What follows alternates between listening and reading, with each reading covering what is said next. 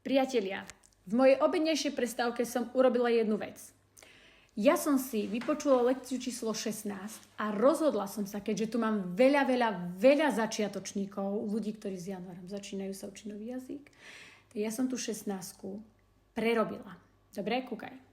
Som ju prenahrávala. Čo je číslo 16? Sloveso ser a estar, čo je alfa, omega, španielčiny. To musíš vedieť, kedy použiť sloveso ser, kedy použiť sloveso estar.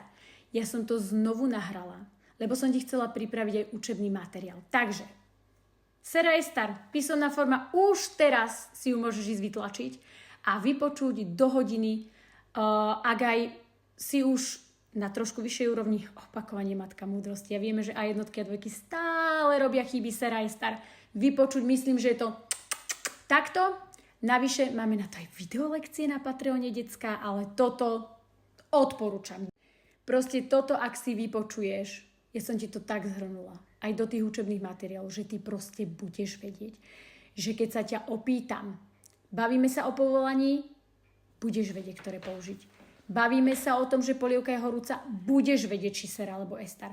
Bavíme sa o tom, že on je môj bratranec, ty budeš vedieť. Proste budeš vedieť použiť sloveso ser a estar po tejto lekcii, ak si vypočuješ aspoň 2-krát. 100%. Kúkni na ten YouTube ser a estar, na Patreone máme. A učebné materiály takéto.